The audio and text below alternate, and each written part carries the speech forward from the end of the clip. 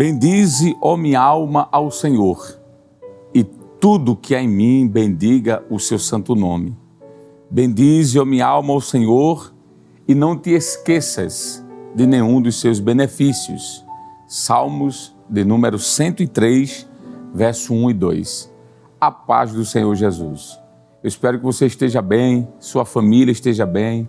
Espero que você tenha tido uma oportunidade de passar do ano de 2025 para o ano de 2026 debaixo da bênção de Deus.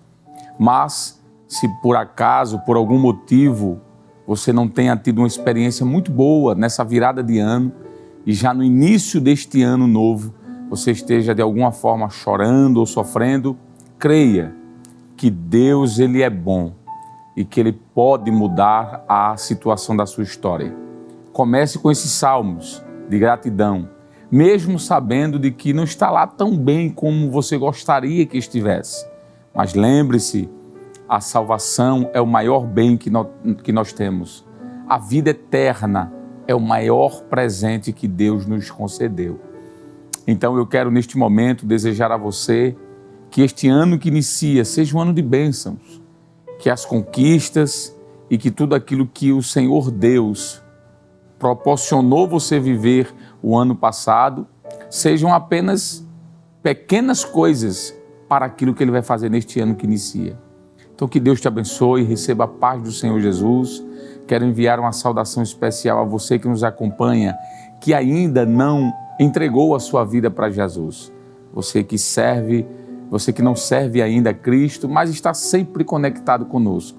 Que Deus te abençoe, que Deus abençoe a sua família, que Ele dê saúde, muitos anos de vida e que as bênçãos do Senhor repousem sobre o seu lar. Quero saudar com a paz do Senhor o nosso pastor presidente, pastor Ailton José Alves, toda a sua família. Louvar a Deus pela vida da diretoria da nossa Igreja Evangélica Assembleia de Deus aqui em Pernambuco. Agradecer a Deus pela vida dos pastores que compõem a mesa da diretoria. A superintendência das escolas dominicais, Deus abençoe aquela equipe. Enfim, a todos, de perto e de longe, receba a nossa gratidão. Nós sempre começamos este momento de escola bíblica dominical orando a Deus, pedindo a bênção do Senhor. E se você pode e deseja orar, faça isso comigo. Vamos fazer a primeira oração do primeiro culto no lar aqui da escola dominical. Se Deus permitir, encerrarmos esse ano de 2026, passaremos por 52 domingos, 52 momentos como este, desta manhã abençoada. Então ore comigo. Pai querido, em nome de Jesus, nós queremos louvar o Teu nome, Senhor. Queremos Te agradecer por esta oportunidade maravilhosa. Que o Teu nome seja engrandecido, que o Teu nome seja glorificado, que o Teu nome, Senhor, seja exaltado. Nosso muito obrigado, Deus, por tudo quanto o Senhor fez e por tudo quanto o Senhor fará em nossas vidas. Fica conosco. Estende Tuas mãos sobre a vida de todos aqueles que nos acompanham de perto e de longe e que as Tuas boas mãos, Senhor, continuem sobre nossas vidas.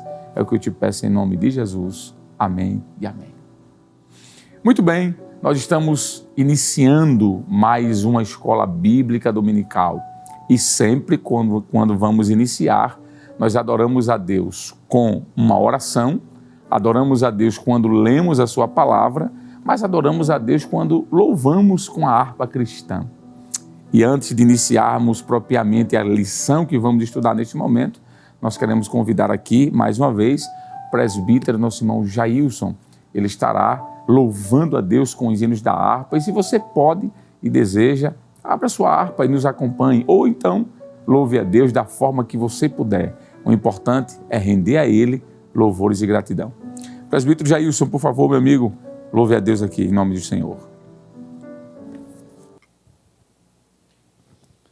A paz do Senhor, meus queridos irmãos, que bênção, que alegria, que privilégio estarmos aqui na última lição do trimestre, louvando o santo nome do Senhor.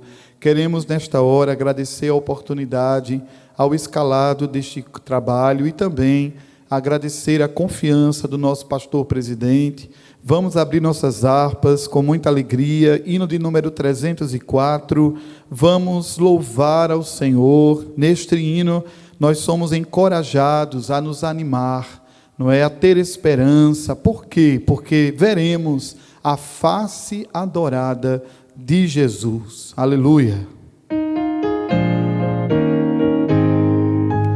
Desprezando toda dor, eu vou a cantar, e o Calvário ao pecador sempre apontar.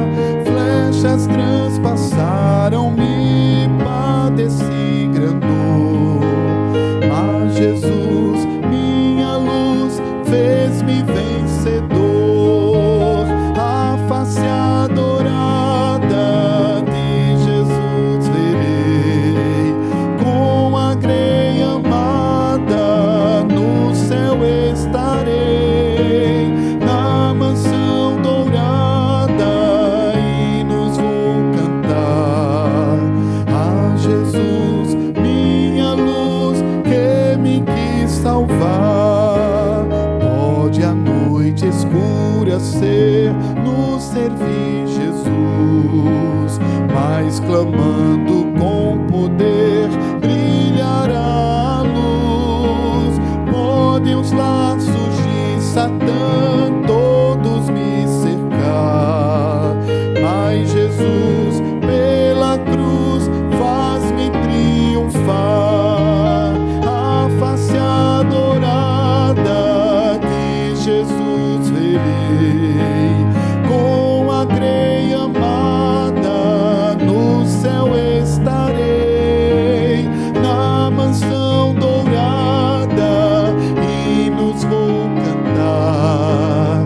A Jesus, minha luz, que me quis salvar. Quando estou a contemplar a montanha além, onde a luta governar, está Jesus também, que estende a sua mão sobre nós dali. Sei assim que por mim Cristo vela aqui.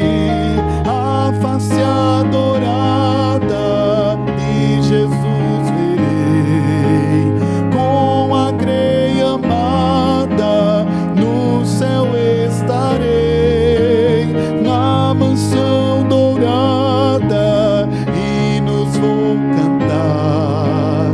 A Jesus, minha luz, que me quis salvar. Se entre as ondas estou sem luz, quase a perecer, meu piloto é Jesus, pode me valer. O meu barco guia bem pelo bravo mar. Se Jesus me conduz, posso sossegar.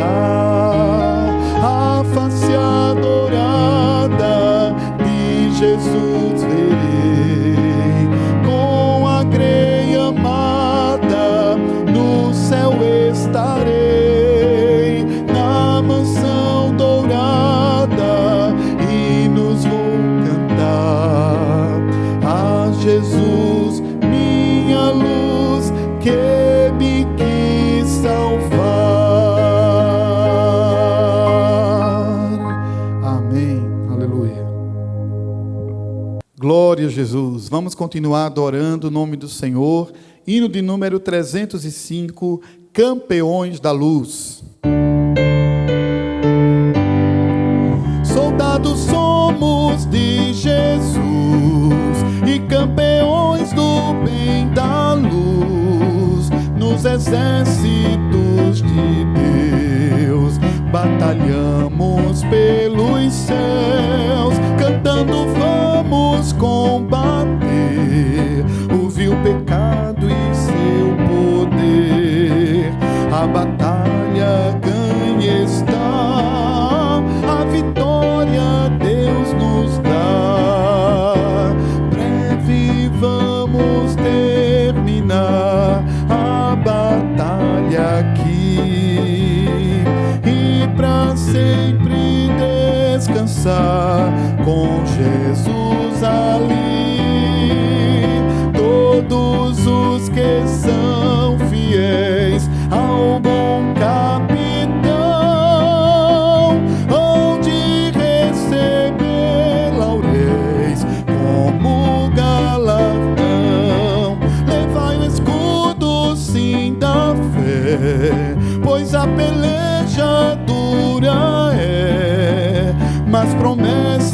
temos nós de jamais lutarmos sós, as flechas do mal não temer, mas combater até vencer.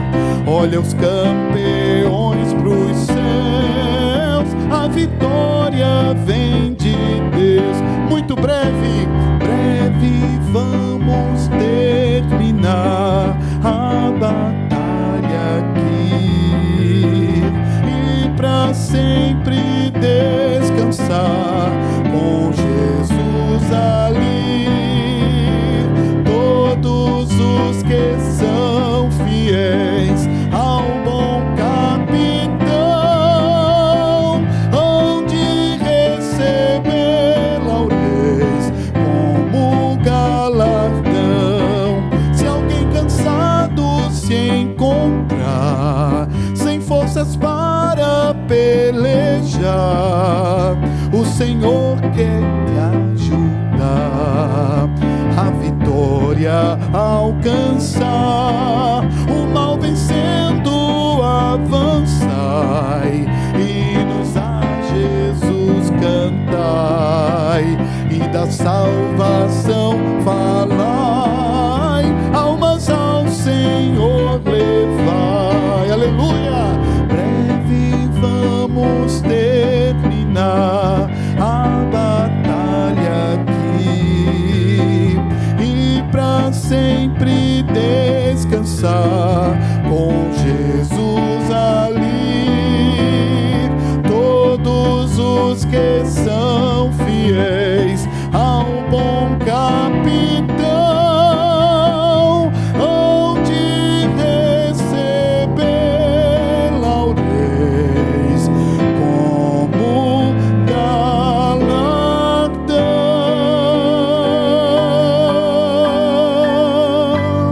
Aleluia, glória a Deus. Meu amado irmão em Cristo Jesus, queremos saudar todos com a paz do Senhor e falar da nossa alegria, da nossa satisfação de estarmos participando desse primeiro culto do ano de 2026. E a temática é sobre a Santíssima Trindade. E hoje nós iremos estudar a lição de número 1, que vai aparecer agora na sua tela. A lição número 1 tem por título O Mistério da Santíssima Trindade. O nosso texto áureo diz o seguinte: Este é meu Filho amado, em quem me comprazo. Está registrado em Mateus capítulo 3 e o versículo de número 17. E a nossa verdade prática diz o seguinte: a doutrina da Trindade é central à fé cristã. Um só Deus em três pessoas que coexistem e atuam harmoniosamente na obra da redenção. A nossa leitura bíblica em classe está registrado no livro de Mateus, capítulo 3, do versículo 13 até o versículo de número 17. Vamos fazer essa leitura juntos? Você que está em casa, nos acompanhe. O texto será colocado na tela agora. Então, veio Jesus da Galiléia ter com João junto do Jordão, para ser batizado por ele. Mas João opunha-se-lhe, dizendo: Eu careço de ser batizado por ti, e vem tu a mim? Jesus, porém, respondendo, disse-lhe: Deixais por agora, porque assim nos convém cumprir toda a justiça. Então ele o permitiu. E sendo Jesus batizado, saiu logo da água, e eis que lhe abriu os céus, e viu o Espírito de Deus descendo como pomba, vindo sobre ele. E eis que uma voz dos céus dizia: Este é meu Filho amado, em quem me comprazo. Meu amado irmão, essa foi a leitura bíblica devocional da lição de hoje, da lição de número 1. E nesse momento, nós queremos convidar você para orar, para falar com o Pai Celestial, pois a leitura da Bíblia já foi feita e nós vamos agora chegar diante do trono da graça. E com certeza, Deus, Ele tem uma palavra para o meu e para o teu coração, para o nosso coração. Nos acompanhe nesse momento, nessa oração. Pai eterno, Pai querido, Deus maravilhoso, Senhor da glória, nós estamos diante de Ti te agradecendo, meu Pai, pela oportunidade tão rica de estar junto com os Teus filhos nesse momento, para aprender mais uma lição. Fala aos nossos corações por intermédio da Tua santa palavra. Usa o Teu servo que irá ministrar a palavra nesse domingo de manhã. Tem piedade de nós, que Teu Santo Espírito nos ensine e nos encha. Nós te pedimos isso no nome santo e poderoso de Jesus. Amém. Amém. Amado irmão em Cristo Jesus, você sabe que o culto, ele é realizado com louvores, ele é realizado com a pregação da palavra de Deus, com a leitura, com a adoração de maneira geral. Mas no culto também não pode faltar, o ato da oferta. E ofertar, dizimar, pagar o voto, é um ato sagrado e é também um ato de adoração. E faça isso com coração voluntário, faça isso com coração aberto, faça como um ato de adoração a Deus, porque o dízimo, ele é santo. E falando em santidade sobre oferta, eu quero ler um texto bíblico com você nessa manhã de domingo, no livro de Levítico, capítulo de número 27 e o versículo de número 32. Diz assim a palavra de Deus: no tocante a todas as dízimas do gado e do rebanho, tudo que passar debaixo da vara, o dízimo será santo ao Senhor. Quero frisar a última parte desse versículo. O dízimo será santo ao Senhor. Lembre disso, é uma verdade bíblica presente no Antigo e também presente no Novo Testamento. Meu amado irmão em Cristo Jesus, a Igreja Evangélica Assembleia de Deus aqui no estado de Pernambuco, pensando em você que está em outro estado, você que está em outro país, você que está nas cidades mais distantes aqui no nosso querido estado de Pernambuco, ou aquela pessoa que não tem a mesma disponibilidade de chegar e estar numa igreja. Mas pensando em você, a igreja vem disponibilizando alguns canais para você adorar a Deus também com as suas ofertas. E aparece agora aí na sua tela. Você pode apontar a câmera do seu celular para o QR Code e você será redirecionado a uma das contas da igreja. Você também pode contribuir com algumas contas que você vê aí ao seu lado. E logo abaixo tem um CNPJ que é a chave do Pix, 10 632 404 1000 ao contrário e o dígito de número 51. Todo depósito deve ser realizado em nome da Igreja Evangélica Assembleia de Deus em Pernambuco. Meu amado irmão em Cristo Jesus, vamos fazer uma oração nesse momento? Quero lhe convidar. Vamos orar a Deus, orar ao Senhor, uma oração de agradecimento.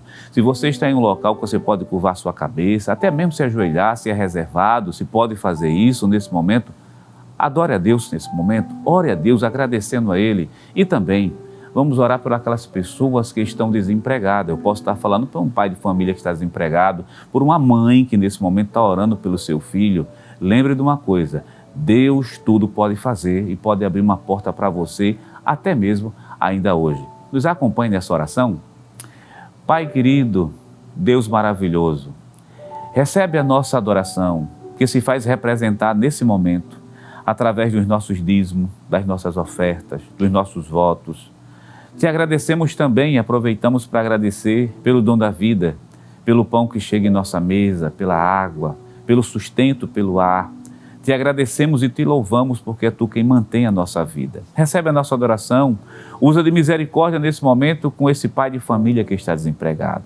Tem piedade dessa serva Tua que está ajoelhada nesse momento, pedindo e clamando a porta de emprego para o filho ou para o genro. Estende Tua mão poderosa, abre as portas, faz maravilha, ajuda Teu povo. Recebe a nossa adoração, te pedimos isso no nome santo e poderoso de Jesus. Amém. Amém. Meu amado irmão em Cristo, você continua conosco aqui na Rede Brasil adorando a Deus e nesse momento nós iremos adorar com mais um hino. E o evangelista Alessandro Barreto, secretário da Superintendência das Escolas Bíblicas Dominicais da Igreja Evangélica Assembleia de Deus em Pernambuco, convida mais uma vez o presbítero Jailson Aguiar para louvar a Deus com mais um hino.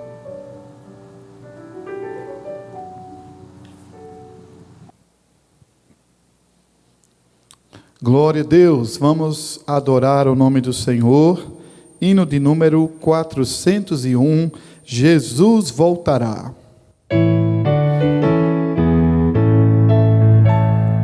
Tudo nos mostra que Cristo já volta, breve Jesus voltará.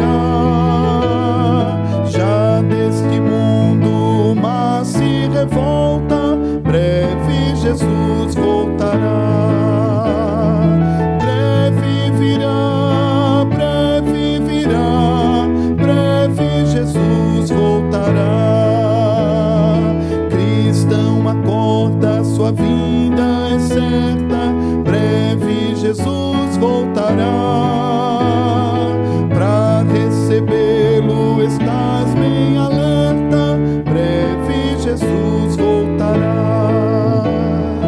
Breve virá, breve virá, breve Jesus voltará.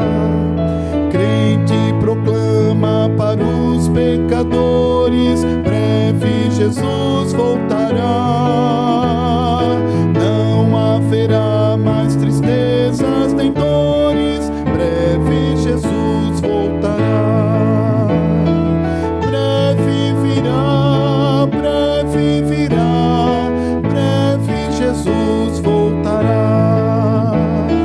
Consola o coração que ele clama, breve Jesus voltará. Para suas bodas o bom rei nos chama, breve Jesus voltará. Aleluia! Breve virá, breve virá, breve Jesus voltará.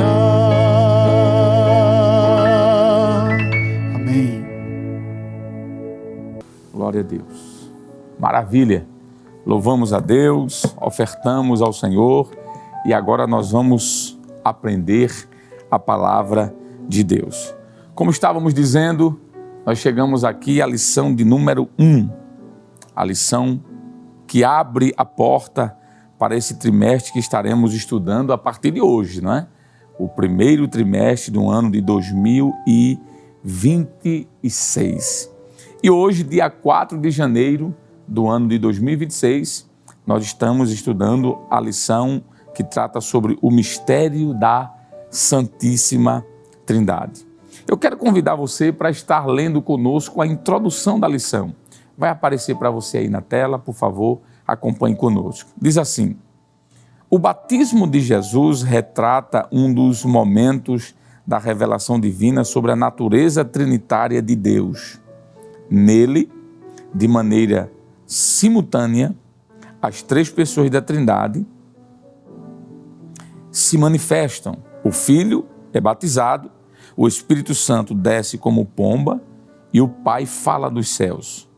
O episódio fornece uma base sólida para a doutrina da Trindade. Nesta lição, vamos abordar o mistério da Trindade sobre três aspectos: a revelação do batismo de Jesus, a distinção e unidade das pessoas divinas e a relevância da Trindade para a fé cristã. Amém. Eu acredito que esta definição, ou melhor, esta introdução, já nos introduz ao assunto sobre a Santíssima Trindade. O que quer dizer, então, esse termo Trindade? E eu quero aqui ler, citando aqui o próprio autor, o pastor Douglas Batista, no livro de apoio da lição, na página de número 12. Ele diz assim: a doutrina da Trindade se manifesta de forma plena neste momento, no momento do batismo de Jesus. O Pai fala do céu, o Filho está nas águas e o Espírito desce como pomba. Mateus capítulo 3, verso 16 e 17. Tal episódio confirma a cooperação das três pessoas da Trindade na obra da redenção. Eu acredito que esta fala do pastor Douglas Batista introduz muito bem este assunto, o assunto da Trindade. Falar sobre três pessoas distintas que formam uma única só divindade. É o que na teologia nós chamamos, por exemplo, de triunidade. Tri, de três pessoas, e unidade de um só Deus. Eu gostaria de fazer uma citação da página 45 do livro publicado pela editora Bereia, o livro Adoração ao Espírito Santo, uma análise histórica, teológica e bíblica no contexto da Trindade. Um livro que eu tive a alegria e a satisfação de poder escrever, orientado pelo nosso pastor presidente. Na página 45, nós trazemos lá uma definição que diz assim: embora o termo Trindade não apareça explicitamente no Antigo Testamento, mas só depois nos escritos apostólicos, os primeiros cristãos reconheciam a atuação do Deus Trino em suas vidas.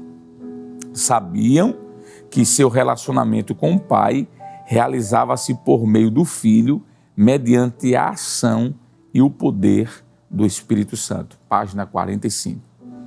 Essa fala também nos ajuda a entender de que no momento do batismo de Jesus, quando o evangelista Mateus, por exemplo, registra isso, e também Lucas e Marcos, enfim, os sinóticos, esse registro não foi um registro que trouxe tanta estranheza à igreja. Por quê? Porque essa ideia de uma triunidade para a igreja já era algo bastante claro. É claro que quando nós olhamos para o Antigo Testamento, como eu acabei de ler, não tem como se identificar a doutrina da Trindade de forma tão explícita como a partir do Novo Testamento. Mas a ideia da doutrina da Trindade já estava presente. Na página 44 desta obra que eu citei, A Adoração ao Espírito Santo, de nossa autoria, diz assim: em contraste com as concepções pagãs, a Bíblia revela um Deus único e, ao mesmo tempo, um Deus tripessoal. Trata-se de um Deus que subsiste em 3 pessoas distintas, mantendo perfeita unidade e consubstancialidade. Isso está na página 44 da obra que nós escrevemos. Então, o que eu gostaria de introdutoriamente dizer é de que a doutrina da Trindade, ela é de fato uma doutrina bastante, por assim dizer, complexa, mas ao mesmo tempo clara. Parece um paradoxo que eu estou dizendo. É complexa porque na nossa mente é difícil conceber a ideia de 3 pessoas sendo apenas um Deus. Apenas eu gostaria de introdutoriamente dizer que quando nós falamos de pessoas, nós não estamos falando necessariamente de corpo físico, porque a ideia da pessoalidade e personalidade não está atrelada diretamente a corpo. Por exemplo, eu posso citar aqui um ser que tem corpo e não é pessoa. Como assim? Posso citar exemplos. Qualquer animal, um cachorro, um gato, um elefante, um macaco, qualquer um desses animais, eles têm corpos, mas eles não são pessoas. E por que eles não são pessoas? Porque eles não têm uma constituição completa para ser chamada de pessoa. O que é que pode ser chamado de ser pessoal? É quando este ser tem vontade, ou seja, volição, ele tem sentimentos, ele tem paixões, sentimentos, desejos, e em terceiro ele tem intelecto, ele tem razão, ele tem inteligência. Um animal, ele tem corpo. Um animal, ele tem desejos, ele tem emoções, ele sente alegria, ele sente tristeza, ele pode ser acometido por algum tipo até de depressão, por incrível que pareça. Mas ele não tem a terceira parte que o ser humano tem, que é a questão da razão, da inteligência. Por isso, ele não pode ensinar, ele não pode desenvolver mentalmente falando questões mais complexas, ele age por impulsos. Então, o animal, apesar de ter corpo, ele não é uma pessoa. Mas eu posso citar um exemplo aqui, ou exemplos, de seres que não têm corpos e que são pessoas. Por exemplo, os anjos. Os anjos, tanto os anjos caídos, como os anjos bons, os anjos obedientes, eles têm sim o que nós podemos dizer de vontade. Eles têm sentimentos, eles têm alegria. A Bíblia diz que um anjo se alegra quando um pecador aceita Cristo. Olha que coisa interessante. Além de ter sentimentos, de ter alegria, de ter paixões, de volições, eles têm escolhas, eles podem escolher. Tanto é que a Bíblia mostra que teve anjos que escolheram desobedecer a Deus e por isso caíram do seu estado original.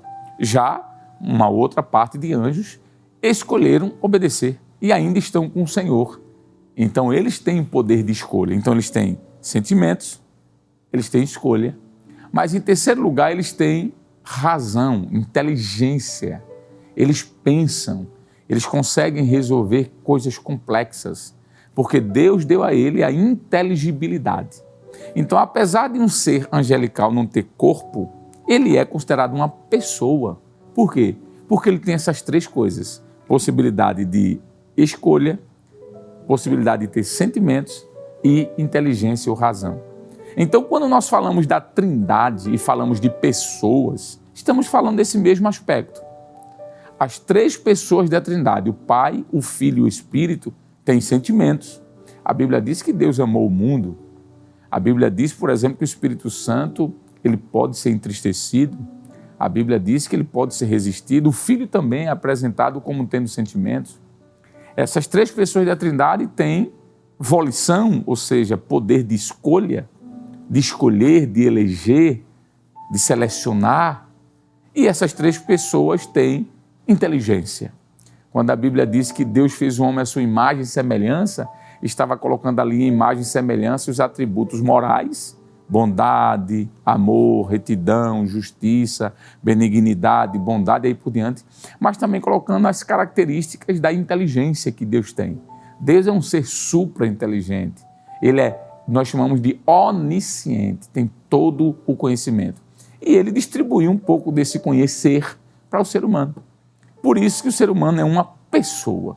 Então, quando nós dissemos que na Trindade são três pessoas, nunca pense sobre três corpos. Pense sobre três seres que têm esta constituição.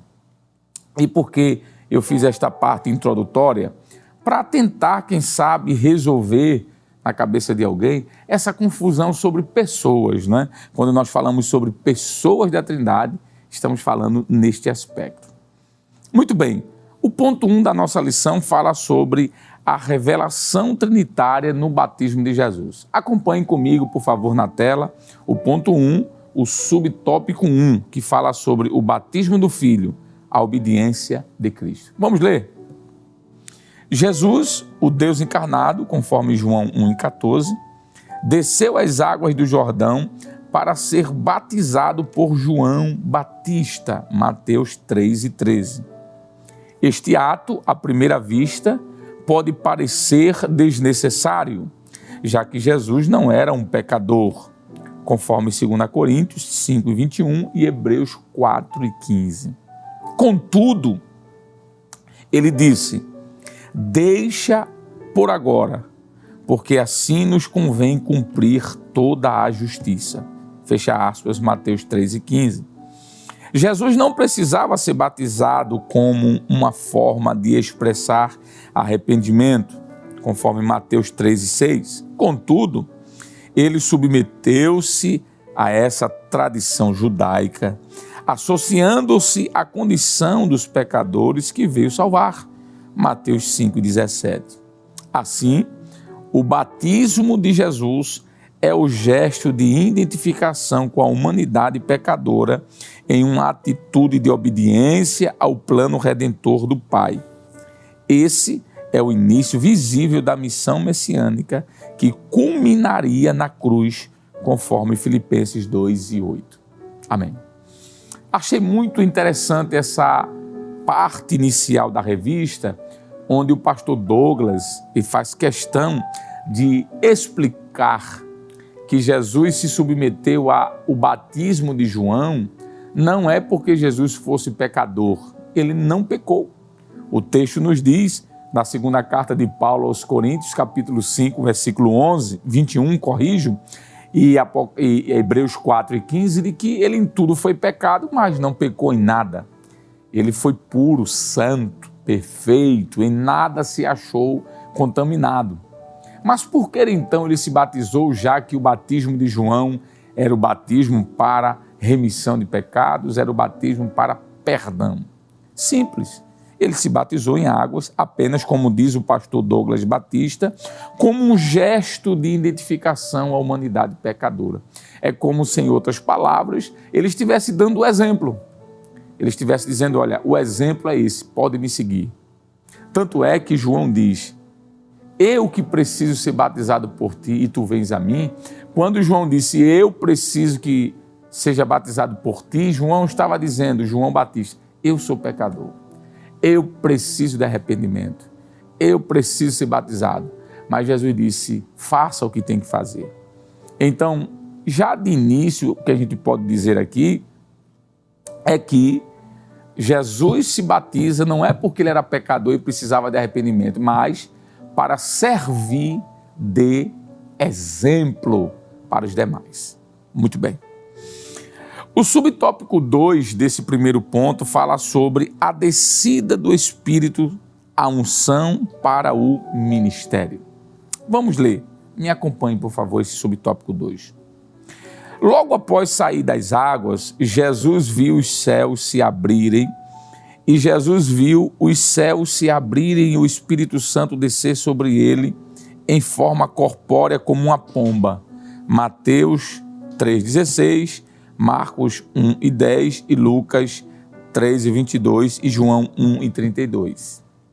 Essa manifestação visível indicava ser ele, Jesus, o Messias prometido, o Cristo, literalmente o ungido de Deus, conforme Isaías 11,2 e Isaías 42,1. Essa unção, porém, não deve ser confundida com uma, entre aspas, a adoção do Filho, fecha aspas, como se Jesus passasse a ser o Messias naquele instante. Antes mesmo do batismo, ele, Jesus, já era o Filho de Deus, conforme Lucas 1,32. Portanto, a vinda do Espírito sobre Jesus na ocasião do batismo representa a sua unção pública e visível, marcando o início de seu ministério terreno e capacitando-o para cumprir a missão redentora conforme as profecias messiânicas, Isaías 61, 1 e 2 e Lucas 4, do 18 ao 21. Essa explicação que foi dada pelo pastor Douglas, ela reforça aquilo que nós dissemos anteriormente. A ideia aqui da descida do Espírito Santo sobre Jesus é sobre o ser humano Jesus, não é sobre o Cristo que é Deus. Nós temos que entender que a palavra Jesus e Cristo falam de duas coisas distintas. Jesus fala da sua humanidade, é um nome humano. Já a expressão Cristo ou Messias vem da expressão ungido, que isso aponta para a sua divindade. Então, Jesus é o único membro da Trindade que tem duas naturezas, a natureza humana e a natureza divina, porque ele é plenamente Deus e plenamente homem. Só que ele, como um homem, precisava, entre aspas, ser ungido, porque ele era um homem limitado, que tinha necessidades de capacitação, por exemplo. Quando nós olhamos para o livro de Atos dos Apóstolos, capítulo 10, versículo 38, Lucas escreve dizendo de que Jesus foi ungido pelo Espírito Santo para algo. E foi para quê? Para que ele pudesse curar pessoas, operar maravilhas e fazer grandes sinais.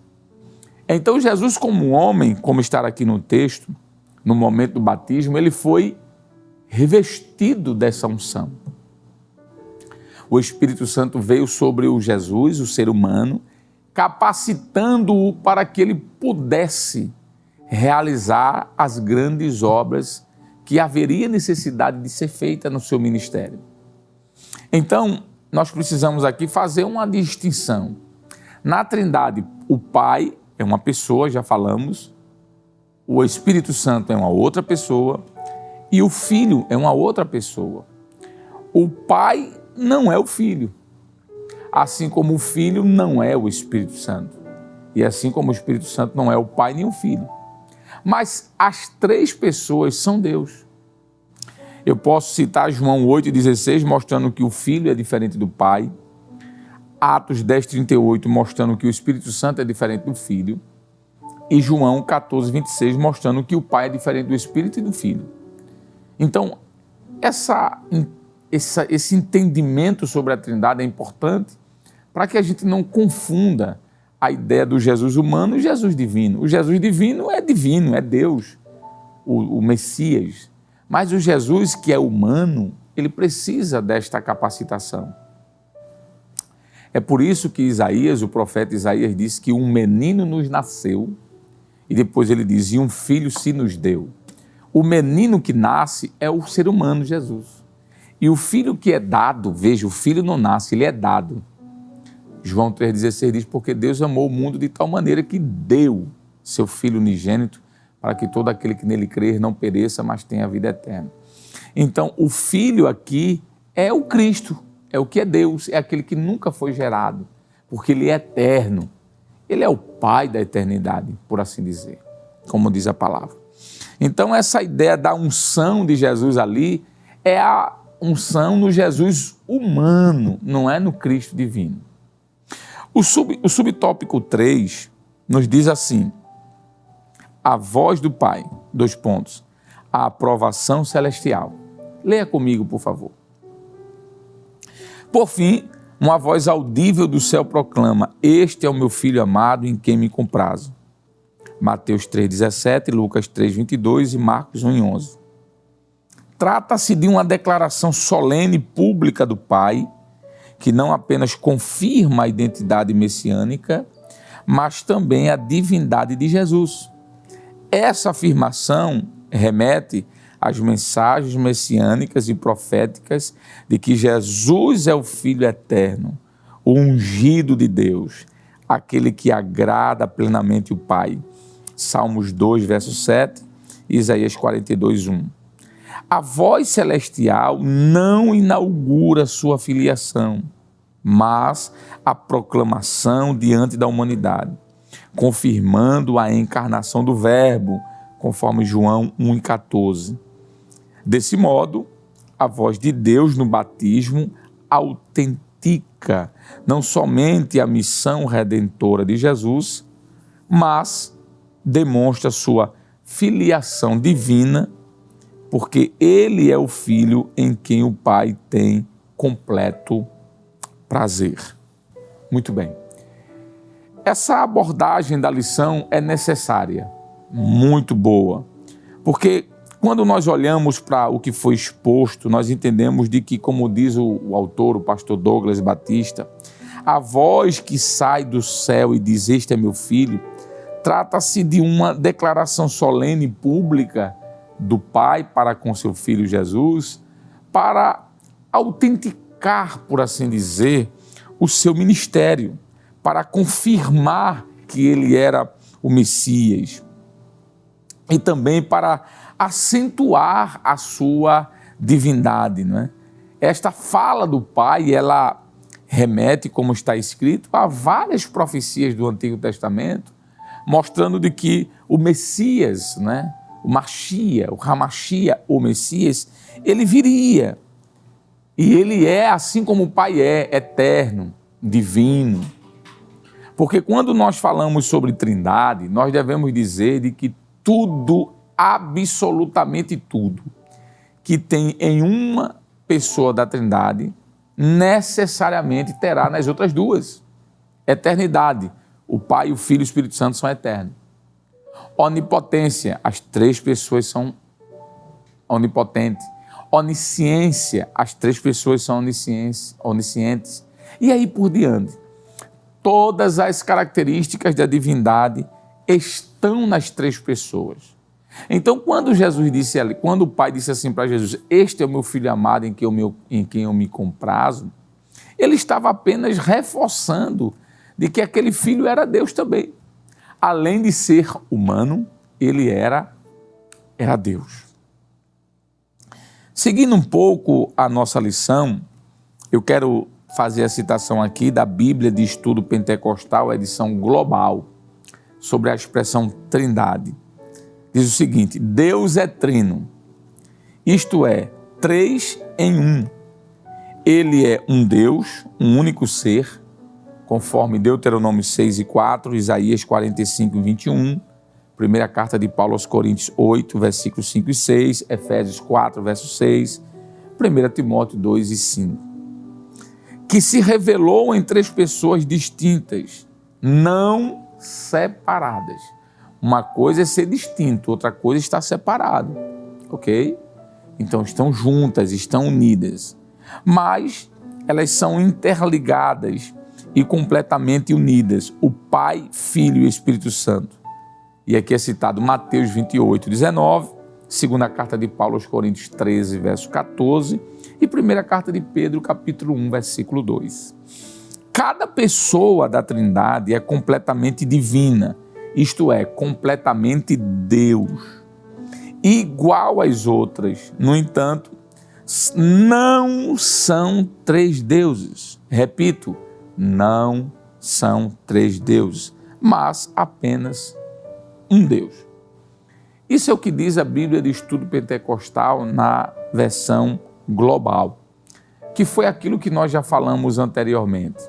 São pessoas diferentes, distintas, mas que estão interligadas, ao ponto de que o que uma pessoa da Trindade executa ou faz, as outras, de alguma forma, participam, mesmo que indiretamente. Na teologia, isso é chamada de doutrina da pericorese. O que é isso?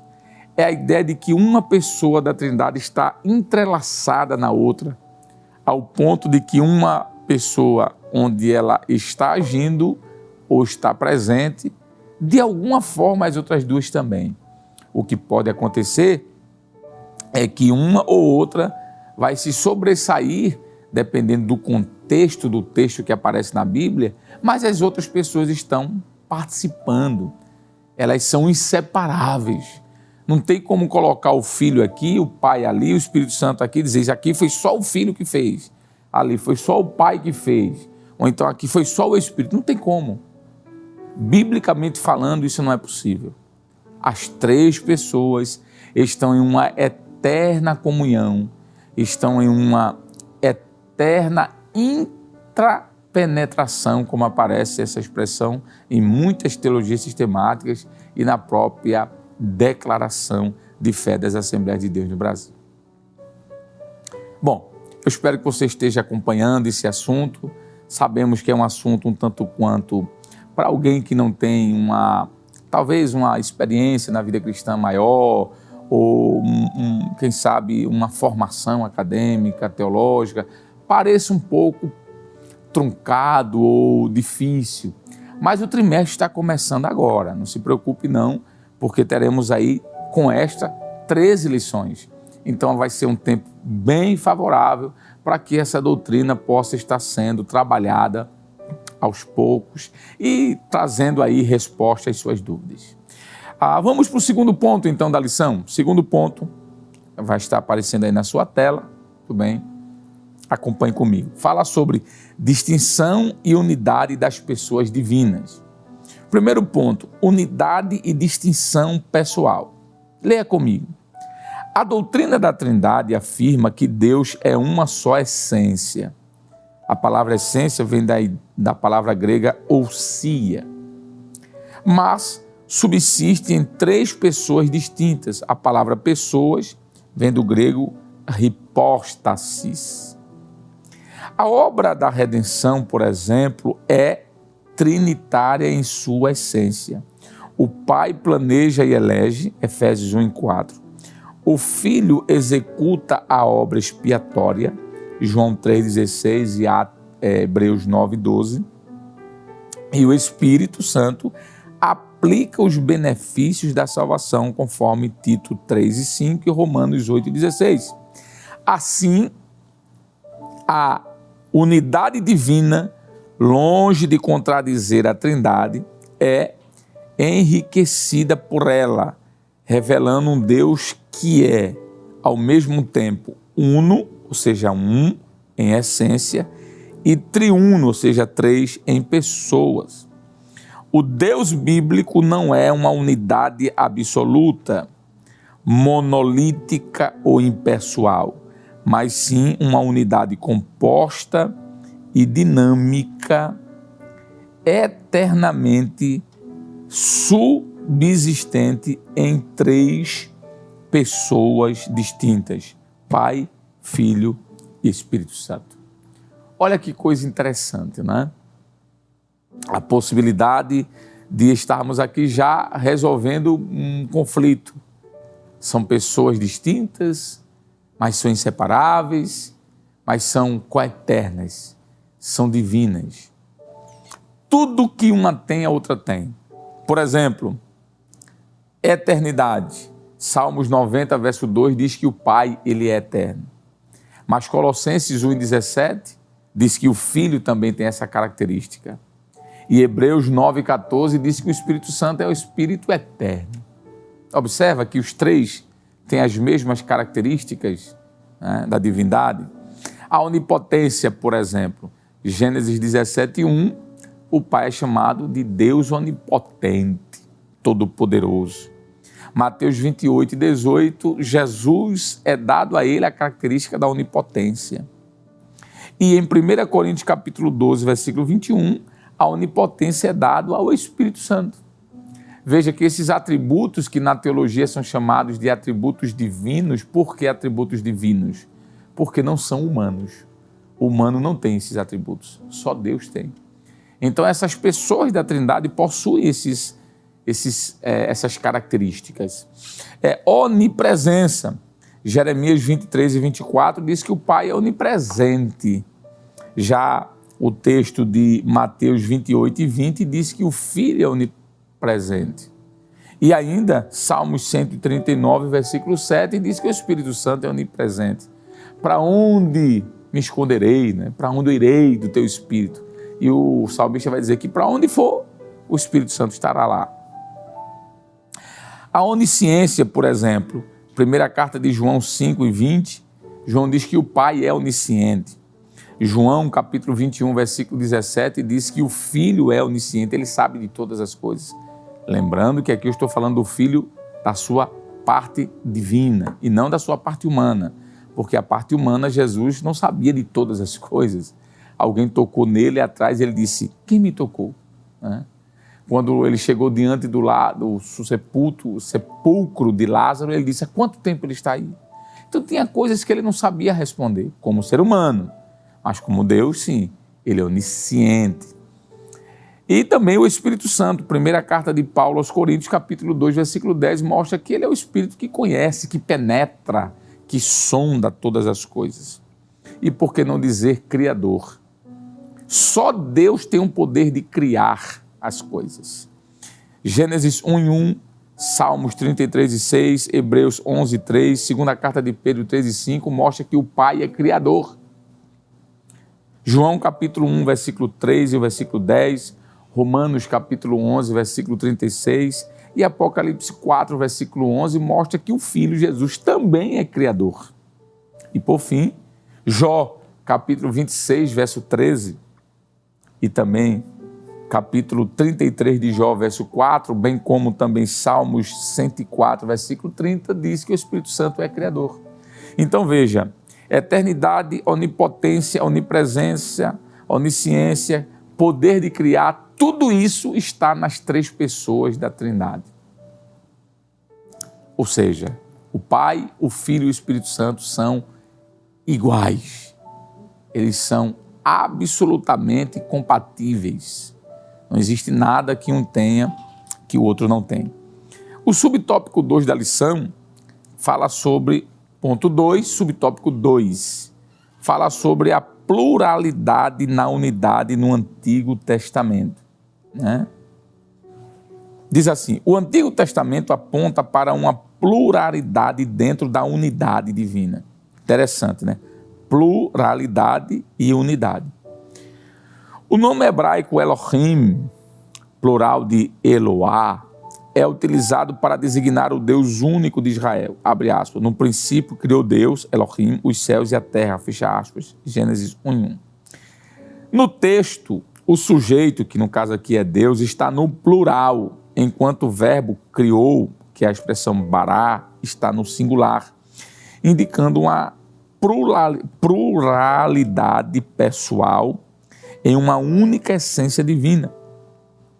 Essa estrutura gramatical incomum reaparece em outros textos bíblicos, conforme Gênesis 1:26, Gênesis 3:22, 11, verso 7 e Isaías 6:8. Essas passagens evidenciam que o monoteísmo do Antigo Testamento não nega a Trindade, mas admite a pluralidade interna na divindade. Assim sendo, a doutrina da Trindade não contraria a unidade de Deus conforme revelada nas Escrituras, mas a completa e a qualifica. Interessante isso aqui, né? Então, o que é uma pluralidade na unidade? Bom, pluralidade, já expliquei, são 3 pessoas, é plural. Mas unidade, sentido de que é um Deus. O Pai, o Filho e o Espírito Santo são pessoas distintas, inseparáveis, mas que esses 3 têm algo em comum. E o que é que ele tem em comum? O ser divino. São Deus. Então não são 3 deuses, é um Deus em 3 pessoas. Muito bem. Então, como eu falei, há na Trindade uma absoluta igualdade dentro da Trindade.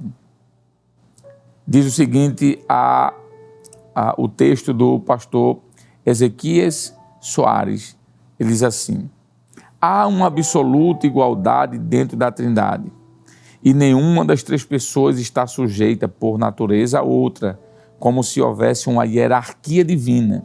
Existe sim uma distinção de serviço. Distinção de serviço. Nós temos como na Bíblia mostrar que o Pai é Deus. Efésios 4:6 diz que há um só Deus e Pai de todos. Nós temos na Bíblia como mostrar que o Espírito Santo é Deus. Nós temos na Bíblia como mostrar que o Filho é Deus. O Filho, por exemplo, Hebreus 1:8 diz assim: mas do Filho diz: ó Deus, o teu trono subsiste pelos séculos dos séculos. Veja que o Filho é chamado de Deus. E na Bíblia nós temos como identificar que o Espírito Santo também é Deus. Diz o seguinte, Atos 5, versículo 3 ao 4. Para que mentiste ao Espírito Santo? Não mentiste aos homens, mas mentiste a Deus. Nós poderíamos citar vários textos aqui. O livro que eu já citei, Adoração ao Espírito Santo, a Adoração ao Espírito Santo, uma abordagem bíblica, histórica e teológica no contexto da Trindade, escrito por nós e editado pela Berea, tem um capítulo inteiro, que é o capítulo 1, tratando só sobre o que é Trindade, mostrando essa coigualdade entre as pessoas da Trindade. Inclusive lá nesse livro, eu digo que a ideia de chamar primeira, segunda e terceira pessoa da Trindade, didaticamente está correta, não há erro nenhum. No entanto, eu prefiro, no meu livro, eu cito isso, dizer de que o Espírito Santo, ele é uma das pessoas da Trindade, que o Filho é uma das pessoas da Trindade, que o Pai é uma das pessoas da Trindade.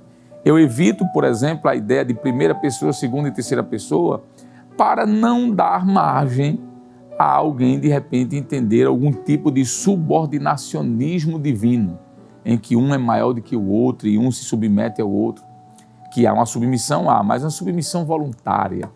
E ali naquela obra a gente apresenta diversos textos em que o Espírito Santo, por exemplo, aparece na primeira pessoa, vários textos em que ele aparece na segunda e vários outros textos em que ele aparece na terceira, a mesma coisa com o Pai e com o Filho. Então, mostrando que, quando eu digo que o Espírito Santo, eu posso dizer que ele é a primeira pessoa, que ele é a segunda e que ele é a terceira. A mesma coisa com o Pai e com o Filho, porque há uma perfeita igualdade, uma absoluta igualdade na Trindade. Muito bem. Nós temos aqui ainda o ponto 3, subtópico 3 do ponto 2. Vamos correr um pouquinho para a gente conseguir terminar. Diz assim, a Trindade explicada no Novo Testamento. Acompanhe comigo. A Trindade não é vista como 3 deuses, mas como 3 pessoas em um único Deus. Por exemplo, na forma batismal, abre aspas, batizando-os em nome do Pai e do Filho e do Espírito Santo, fecha aspas, Mateus 28, 19. O substantivo singular nome, que vem do grego ônoma, indica uma só essência, seguida por 3 pessoas distintas. O mesmo ocorre na bênção apostólica, abre aspas, a graça do Senhor Jesus Cristo e o amor de Deus e a comunhão do Espírito Santo sejam com vós todos, fecha aspas, 2 Coríntios 13:13. Esse texto associa as três pessoas de modo equitativo. Olha aqui para mim um pouquinho. Foi o que eu acabei de dizer sobre o que eu exponho nessa obra que nós escrevemos. A ideia aqui é uma ideia equitativa e não necessariamente hierárquica, ok? Voltemos então aqui para a lição, vamos lá, volta aí para a tela. Ainda as Escrituras afirmam que fomos, entre aspas, eleitos segundo a presciência de Deus Pai, em santificação do Espírito Santo, para a obediência e a expressão do sangue de Jesus. Fecha aspas, 1 Pedro 1:2. Observe que o Espírito Santo não aparece aqui na terceira pessoa, ele aparece na sequência como sendo a segunda. Então já quebra aquela ideia de terceira, como eu falei, né? Aqui, a participação das três pessoas divinas na obra da salvação é nitidamente evidenciada. E Paulo acrescenta, entre aspas, há um só corpo e um só Espírito, um só Senhor e um só Deus e Pai de todos, fecha aspas. Efésios 4, do 4 ao 6. Essa tríade, ou seja, Espírito, Senhor e Deus, reflete obviamente a estrutura trinitária da divindade. Observe que Espírito aparece primeiro, Senhor, que é o Filho aqui, aparece em segundo e o Pai aparece em terceiro. Então quem aparece em terceiro aqui não é o Espírito, é o Pai. Então o Pai é a terceira pessoa? Também. Ele é a segunda? Também. Ele é a primeira? Também. Veja que o Espírito Santo aqui aparece na primeira menção aqui das pessoas. Então, ele também é a primeira pessoa. Amém? Espero que você esteja entendendo aí a nossa abordagem. Agora sim, nós vamos para o último ponto da lição. Temos aqui alguns minutinhos, nós vamos já finalizar. Mas a terceira parte da lição fala sobre a relevância da Trindade para a fé cristã. Nós já vimos que o Pai é Deus, já vimos que o Espírito Santo é Deus e que o Filho é Deus. Já vimos também que o Pai é diferente do Espírito, que o Espírito é diferente do Filho, que o Filho é diferente do Pai e do Espírito. São pessoas distintas. E isso ficou muito claro. Então nós vamos agora prosseguir fazendo então a leitura desse texto, né? O terceiro ponto. Primeiro subtópico, desenvolvimento doutrinário da Trindade. Acompanhe comigo, por favor, aí em tela. A doutrina da Trindade não é uma elaboração tardia da fé cristã. Ela emerge das Escrituras como a revelação progressiva do Deus vivo. Deuteronômio 6:4, Marcos 12:29, Romanos 1:3-4, Isaías 7:14, João 16:13 e segunda carta aos Coríntios 3:17. Sua plena compreensão foi definida nos primeiros séculos da Igreja. O Concílio de Nicéia, em 325, proclamou que o Filho é, entre aspas, da mesma substância, fecha aspas, ou seja, da expressão grega homoousios. Substância de quem? Do Pai. Com a substância do Pai, condenando então a ideia de que ele fosse uma criatura exaltada. O Concílio de Constantinopla, 381 d.C., completou a formulação trinitária ao afirmar a divindade do Espírito Santo. Desde os primeiros séculos, estudiosos da fé cristã têm ensinado a perfeita unidade em Deus, sem confundir a identidade de cada pessoa divina. Assim, aprendemos que o Pai, eterno e não gerado, é a fonte. O Filho é gerado do Pai e o Espírito Santo procede do Pai e do Filho. Deste modo, o apóstolo Paulo ensina a natureza trinitária da espiritualidade cristã. O cristão ora ao Pai por meio do Filho no poder do Espírito. Efésios 2, verso 13 e 18. É interessante notar a citação que o pastor Douglas Batista faz de pelo menos dois concílios importantes na história da igreja. Primeiro ele cita o concílio de Nicéia, em 325, na cidade de Nicéia, e depois ele cita o concílio de Constantinopla, 381, a cidade de Constantinopla. Mas tem outros concílios também que tratam sobre a doutrina da Trindade, ou só do Pai, ou só do Filho, mas que corroboram com essa ideia. E eu não poderia perder a oportunidade de, mais uma vez, citar a obra em que escrevemos, Adoração ao Espírito Santo, porque lá tem um capítulo inteiro onde nós tratamos sobre todos os concílios, chamados concílios gerais ou ecumênicos, que tratam sobre a doutrina da Trindade, de forma específica. Se você quiser, pode adquirir aí pela editora Berea. Subtópico 2, do ponto 3, fala sobre implicações doutrinárias. Vamos ler? Já estamos finalizando já a lição, né? Vamos ler. A negação da Trindade resultou em heresias. O triteísmo, que é a crença em 3 deuses separados, viola a unidade de Deus, pois a Bíblia revela a existência de, entre aspas, um só Deus, conforme a primeira carta de Paulo aos Coríntios 8:6. O unitarismo afirma que somente o Pai é Deus, negando a divindade de Cristo e do Espírito Santo, contrariando as Escrituras que ensinam a divindade de ambos, conforme João 1:1 e Atos 5:3 e 4. O unicismo, ou seja, o modalismo, ensina que Deus se manifesta em 3 formas sucessivas, porém, no batismo de Jesus está claro que as 3 pessoas são distintas e manifestaram simultaneamente, conforme Mateus 3:16 e 17. Assim, o monoteísmo bíblico ensina que há um só Deus que subsiste em 3 pessoas distintas. A compreensão distorcida desta doutrina tem sérias implicações para a salvação, abre aspas, e a vida eterna é esta, que conheçam a ti só, por único Deus verdadeiro, e a Jesus Cristo a quem enviaste, fecha aspas, João 17:3. A doutrina da Trindade é inseparável do Evangelho, pois o Deus que salva é o mesmo Deus que revela. E aqui nós chegamos à conclusão desta lição, né? Nós não somos triteístas, nós não acreditamos em 3 deuses, nós acreditamos em um só Deus, né? Nós somos monoteístas, nós não somos triteístas. Nós também não somos modalistas, a ideia do unicismo, né? De que o Pai, o Filho e o Espírito Santo é uma só pessoa que se manifesta de 3 formas diferentes. Por isso que o nome é modalismo, vem da expressão grega modal. É um só Deus e uma só pessoa.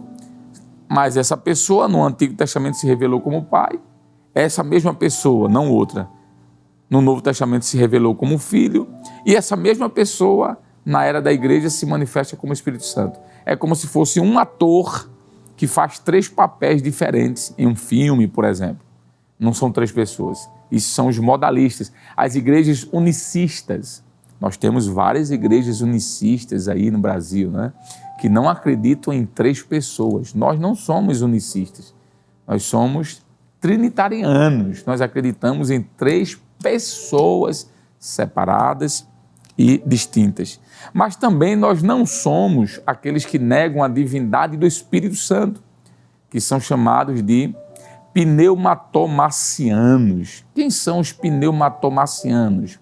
São aqueles que negam que o Espírito Santo é Deus. E, por favor, me permita, sem ser redundante, tem um capítulo na nossa obra que nós tratamos sobre isso também. Para concluir, conclusão, parece redundante, né? Para fechar aqui, conclusão, vamos ler a conclusão da nossa lição. Diz assim, está na sua tela aí. Compreender a Trindade é fundamental para manter a fidelidade doutrinária. Ela não apenas protege a integridade da revelação de Deus, mas também sustenta toda a estrutura da salvação. Crer na Trindade é crer no Deus que salva e que manifesta plenamente como Pai, Filho e Espírito Santo. Por isso, a doutrina da Trindade deve ser confessada, celebrada e ensinada como um fundamento inegociável da fé. Amém? Glória a Deus. Que Deus nos abençoe, que Deus nos guarde. Espero que você tenha, de alguma forma, acompanhado o raciocínio. Se não conseguiu gravar tudo, entender tudo, de fato essa doutrina é bem complexa, né? Mas nós vamos, em próximas lições, aprofundar esse assunto, né? Mas eu lembrei de um exemplo de um teólogo chamado Norman Geisler. Ele usou um exemplo matemático para mostrar a Trindade, né? Nenhuma ilustração, nenhum desenho vai ser perfeito. Alguém usa a água no seu estado gasoso, sólido e líquido para falar da Trindade. Se aproxima, mas não dá certo. Alguém fala do ovo, que é um ovo só, mas tem a casca, a gema e a clara. Se aproxima, mas também não é perfeito. Mas uma fórmula que eu acho que mais se aproxima é a matemática. Norman Geisler, ele disse que a Trindade pode ser provada ou representada pela forma matemática da seguinte forma: 1 vezes 1 vezes 1 é igual a 1. Os 3 números têm o mesmo valor, o mesmo tamanho, que multiplicado só vai dar 1. Mais ou menos isso. E chegamos ao final deste primeiro momento aqui na primeira lição, estudando sobre a doutrina da Trindade. E como sempre fazemos, nós vamos convidar neste momento o nosso amigo, professor Jonas Santana. Começamos juntos, né? Vamos terminar juntos e, além do mais, começando mais um trimestre. Então, vou convidar o professor Jonas. Fatiou, professor? Vai ser o ministro. Amém, meu amigo. Vamos então orar, pedindo a Deus a bênção do Senhor, que esse trimestre seja de grande crescimento. É um assunto maravilhoso estudar sobre a doutrina da Trindade. E eu acredito que essa lição já vai trazer aí, de alguma forma, um gostinho de quero mais. Então, com certeza. Agradeço aí, professor. Vamos pedir a bênção do Senhor. Sim, Senhor. Seguindo a orientação, iremos orar ao Senhor nesse momento. Pai eterno, Pai querido, nós estamos diante de Ti, te agradecendo, meu Deus, te louvando pela exposição da Tua Santa Palavra. Obrigado. Agora aplique em nossos corações, na vida de cada professor, de cada aluno, de cada um que participou dessa programação, nos ajuda, nos ensina e nos dá força e nos dá graça. Te pedimos também pelo nosso amado pastor presidente, pastor Ailton José Alves. Abençoa teu servo, que é o homem de maior responsabilidade sobre essa igreja. Abençoa todo o ministério da igreja, a convenção e a Rede Brasil, que é esse canal de bênção para as nossas vidas. Nós te pedimos essa bênção, isso em nome de Jesus. Amém, amém, amém. E que a graça do nosso Senhor e Salvador Jesus Cristo, o grande amor de Deus, o nosso eterno e bondoso Pai, a comunhão e as divinas consolações do querido Espírito Santo esteja sobre todos nós agora e para sempre. Amém e amém.